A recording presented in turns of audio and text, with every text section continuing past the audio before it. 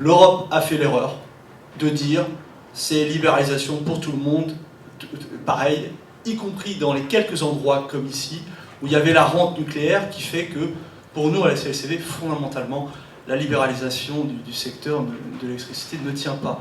Et je parle d'une association qui quand même milite toujours beaucoup pour plein de libéralisations, pour plein d'ouverture à la concurrence. Au départ, bon, on subissait un peu cette libéralisation pour l'électricité, on se dit on va faire avec. Bon, après tout, on a l'habitude, on va faire avec. Bon. Là où on s'est un peu fâché, c'est quand tout d'un coup, de la libéralisation, on en conclut aussi, il faut absolument que la libéralisation marche. En fait, l'objectif premier, c'est il faut que la concurrence fonctionne. Il ne faut pas que les consommateurs soient bien, il faut que la concurrence fonctionne. Or, comme les concurrents ont forcément quelques handicaps structurels par rapport à EDF, mais en présence de rente naturelle, c'est normal, ils peuvent avoir un moment, qu'il faut qu'ils soient tous égaux, c'est ce qui a été dit par monsieur. Pour être tous égaux, ben, si vous avez un handicap, c'est-à-dire que vous avez un prix de revient qui est un peu plus élevé, mettons qu'éventuellement EDF, ben, qu'est-ce qu'il faut faire? Ben, il faut augmenter tous les prix pour que tout le monde soit égaux. C'est une interprétation de la contestabilité. Et donc, résultat, on se retrouve avec le slogan qui est « Pour que la concurrence vive, il faut que les prix augmentent ».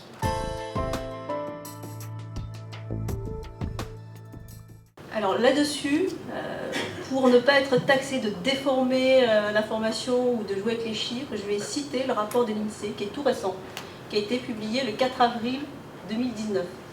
Le rapport de l'INSEE, lorsqu'on l'analyse, il montre très bien qu'entre 2009 et 2016, les prix de l'électricité pour la partie fourniture sont quasiment flat.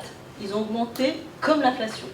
Que dit l'INSEE? L'INSEE dit effectivement qu'entre 2009 et 2016, le prix de l'électricité a augmenté plus vite que l'inflation. Donc l'inflation, ça a été en moyenne 0,5% par an, alors que les prix ont augmenté en moyenne de l'ordre de 4% par an. Et comment décompose cette hausse l'INSEE? L'INSEE dit que la hausse est principalement due à l'augmentation, à la très forte augmentation sur la même période des taxes, et notamment au quintuplement de la CSPE.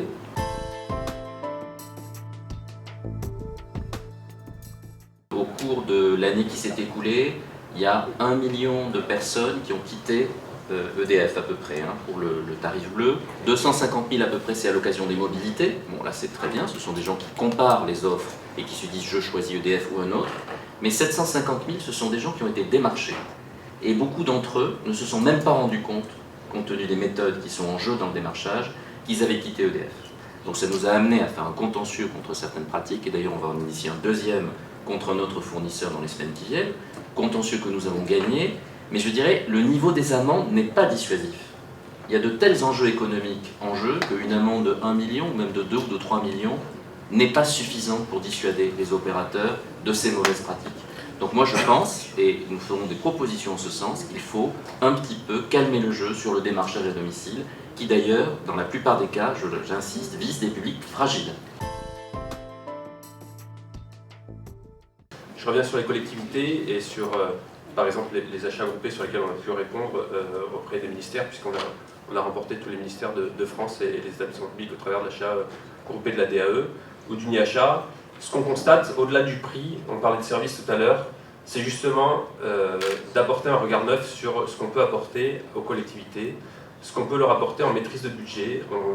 Le fournisseur se doit de leur expliquer justement quelle doit être la stratégie d'achat par rapport au type de site qu'ils ont, c'est ce que les fournisseurs normalement apportent. Ils vont aussi apporter le fait de comprendre les consommations d'énergie, puisqu'on l'a dit, le prix ne fait pas tout.